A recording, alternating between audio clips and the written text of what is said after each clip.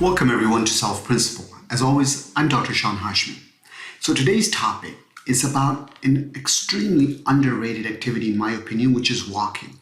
But not just walking, but specifically, what type of walking can you do to supercharge your sugar control? So some of the things that is really important to talk about walking is how incredibly beneficial it is to our entire body. For example, walking has been linked to helping your heart, helping your cardiovascular and respiratory fitness. It can improve your bones. It can make them stronger. It can help against some of that stubborn belly fat, and we've talked about that in the past.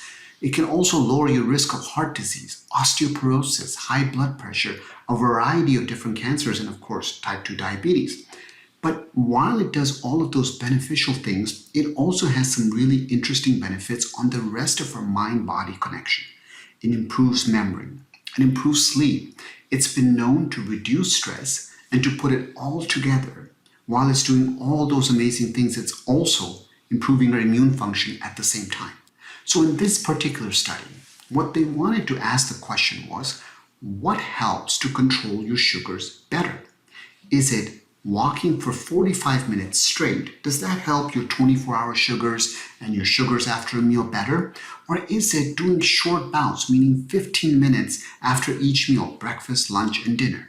So let's dive into this study and kind of get some idea about what's going on.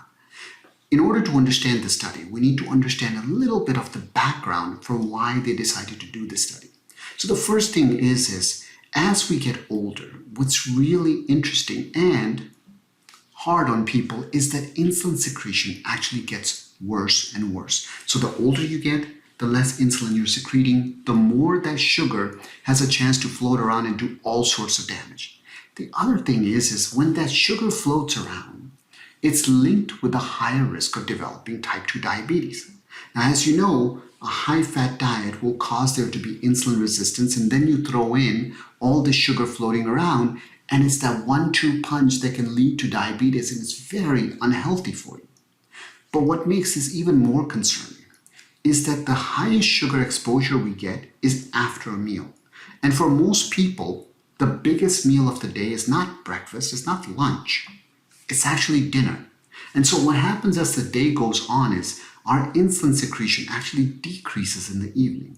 Growth hormone secretion increases in the evening. It's pulsatile, it actually shuts down insulin secretion. So as the evening rolls around, you have less insulin. And then as you get older, you have less insulin.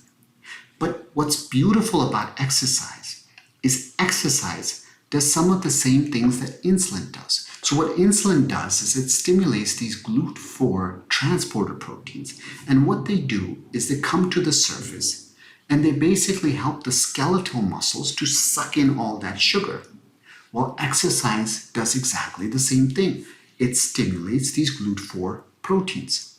So the question at hand is if you're somebody who doesn't have diabetes, great. How do you optimize your health?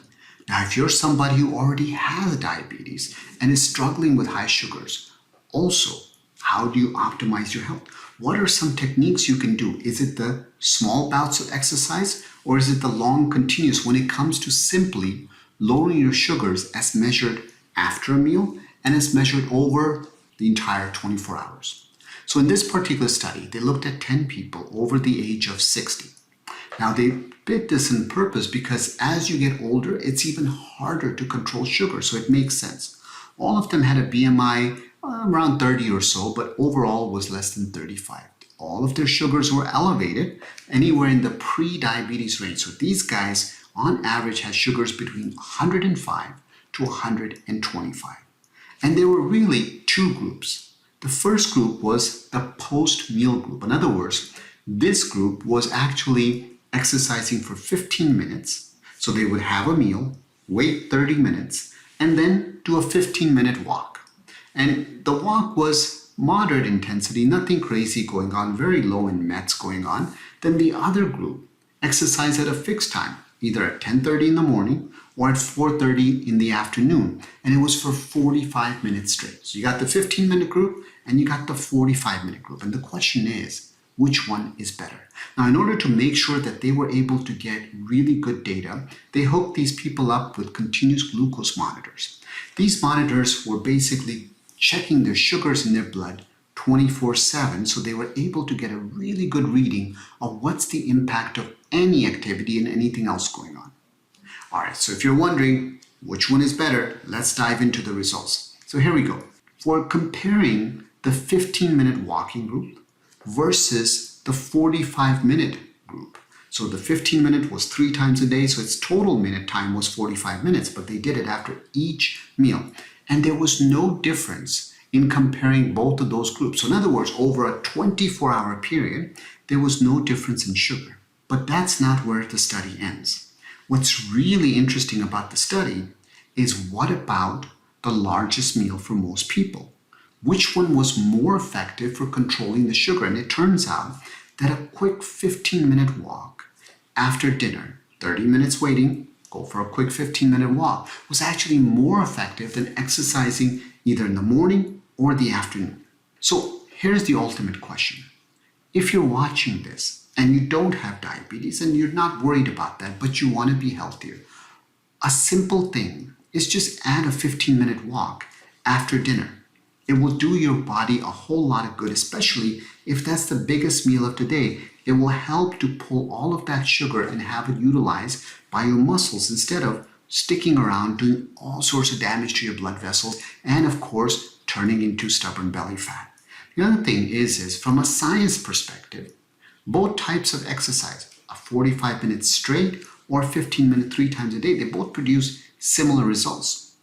But the real question is, what are people more likely to stick to? Is it a 45-minute session or is it short bouts? And I can tell you in my clinical experience, what I find is whenever we make the task at hand as small as possible, as short as possible, in this particular case, 15 minutes, when we make it so simple that all you have to do is get up and move, it's much easier and much more sustainable. So there you have it.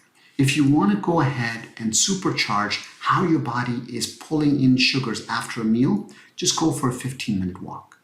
And if you're somebody who's really gung-ho and wants to exercise, etc., that's all fine. But remember, walking is one of the most underrated exercise out there. And really, we all should be doing it every single day. And there's so many little things you can do. Park further away when you go to the grocery store.